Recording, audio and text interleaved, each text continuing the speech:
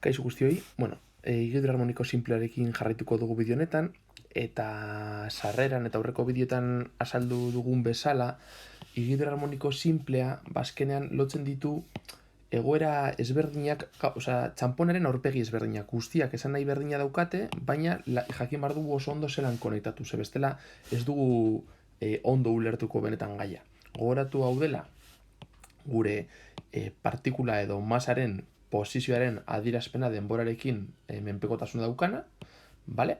Eta azkenean, hiru aurpegi horiek, txamponaren hiru aurpegiak alde batetik da egoera fisikoa, errealitatean dagoena, adierazpen grafikoa, guk erabiltzen dugun tresna matematiko bat, kutsa edo masa, une bakoitzean non dagoen jakiteko, eta hemetik egin dezakegu matematika eta fisika eta ondorio interesgarriak lortu alditugu, azkenean da, hau modu matematiko batean adieraztea edo grafiko batean adieraztea ondoren lantzeko, eta hemen daukagu fasea.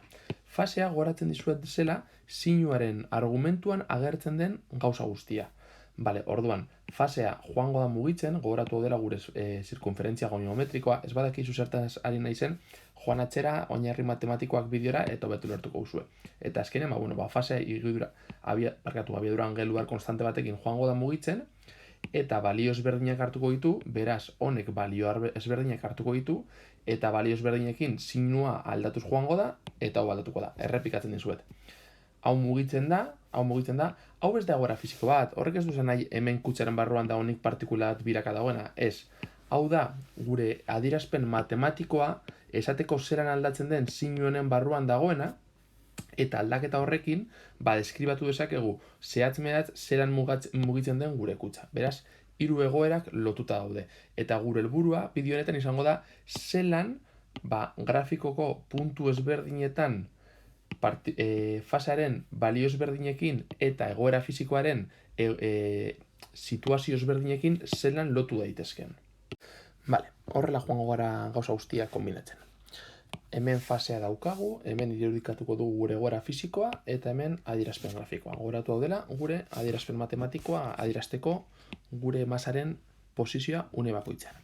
Egingo dugu lehenengo simplifikazioa, eta hurrengo bideotan ikusiko dugu gauzak zelan aldatzen diren, baina momentuz izango da esatea hau 0 balio duela. Hau da hasierako fasea, momentuz ez egu interesatzen, hurrengo bideotan ikusiko dugu zenolako eragina daukan, beraz, hau hemetik kentzen da, bale?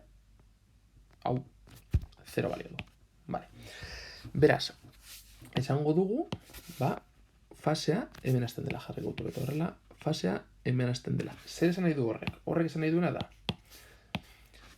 denbora 0 denean, hau barrukoa balio duela 0. Hau da, T0 denean, fasea, hemengo barruko guztia 0 balio du. Horregatik jartzen dugu hemen.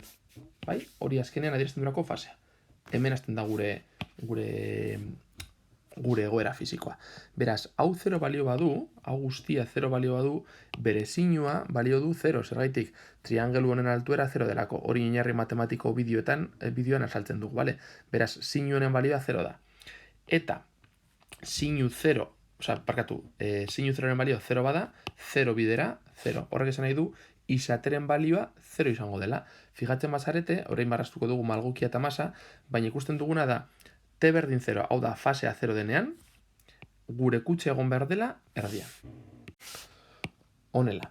Eta gainera, ona bagatoz, adierazpen grafikora, ikusten dugu 0 denean fasea, bale? 0 denean fasea, bere posizio izan behar da, ez A, ez minusa, baizik eta 0. Beraz, hemen jartzen dugu, puntu gorri bat, esateko, hau dela gure lehenengo puntua.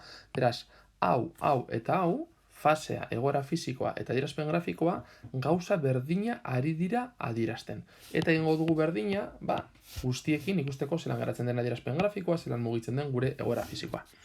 Bale, ikusiko ditugu puntu garrantzitsuenak, bale? Osa, bidetik gertatzen dena zego ikusiko, baina, nolabait logikarekin lortu ezakegu. Hemetik hasten bagara, hurrengo puntua izango da pi zati bi. Gogoratu radianetan neurtzen dugula guztia. Beraz, pi zati bi bada fasea, hau guztia pi zati bi bada, horrek ez duzu nahi T denik pi zati bi baizik eta hemengo barruko guztia fasea pi zati bi dela. Sinu pi zati bi, honen altuera da bat. Beraz, hau bat balio badu, bat bider A plus A. Horrek esan nahi digu, hiru posizio hauetatik kutsa plus an egon behar dela. Eta begiratzen dugu adierazpen grafikoan, fasea pi zati bi denean, posizio zen behar da, beraz puntu gorri bat jarriko dugu, hementxe. Eta hau izango zen gure bigarren posizioa. Vale? Aurrera jarraitzen badugu fasearekin, fasea pi denean, hemen pi jartzen dugunean, sinu pi balio du 0. Beraz, 0 bidera, 0. Horrek esan nahi du, kutxa hemen erdian egongo dela. Eta pi fasea denean, puntua hemen izango dugula. Orain hemen gaude, fasea 3 pi bizati denean, vale, jarriko dugu hemen, fasea hemen daukagunean, hemen jartzen badugu hori, sinua da honen altura kasuetan minus bat bider a minus a, horrek esan nahi du hemen jarriko dugula puntua, eta kutxa egongo dela izan minusa puntuan, hemen egongo dela kutxa. Eta azkenik, eman dugunean jabira osoa, berriz ere bueltatzen gara, ogon arte. Bi pi denean fasea, bere sinua izango da 0, beraz 0 bidera 0, kutxa berriz ere bueltatuko da oreka posiziora, eta hemen jarriko dugu puntua. Ados, orain garatzen zaiguna da, adierazpen grafikoan lotzea puntu guztiak.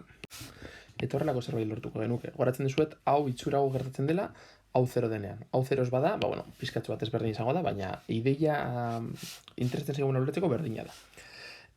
Gauza, lehenik eta behin, fijatzen bazarete, malgukiak, kutsak egiten duena ona etorri, bai, ona etortzen da, gero bueltatzen da, heltzen da, eta etengabeko osilazioak, ez da, horrela mugitzen da. Azkenean, honek adierazten duena da, berdina, eta bira hauek emotea da azkenean fasea. Interesatzen zaigu ezberdintzea posizio hau eta posizio hau. Posizioa berdina da, erdian daude jarrita, baina kasu honetan hemetik nora mugitzen da, eskuinera, ezta? Beraz, kasu horretan abiadura, markatuko dugu hemen, esateko abiadura eskuinera dela. Zergaitik hemen dagoenean, hemetik dator ona joateko, eskerrera doa. Beraz, naiz eta posizioa berdina esan, egoera fisikoa ez da berdina. Ze abiadura ezberdin daukate, bata positiboa eta bestea negatiboan. Eta fijatzen bagara, puntu horietan, markatuko ditut hemen, izango ziren hau eta hau, fijatzen bazarete, ez dakizuen, baina posizio hau bada jakiteko abiadura, begiratu behar dugu bere derivatua, kasu honetan derivatua positiboa izango da, aldiz, kasu honetan derivatua negatiboa izango da. Beraz, hemen abiadura positiboa izango da, eta hemen abiadura negatiboa. Puntu hau eta puntu hau ez dira berdinak. Eta honetan, jakiteko gogoratu hau periodikoa dela. Hau da, nik jarraitu ezaket marrazkia egiten, eta horrela jarraituko lukela, beraz, hemen baita ere abiadura positiboa da. Puntu hau eta puntu hau berdina dira, azkenean da, periodo oso bat egiterakoan berriz ere bueltatzen da hasierako egoerara.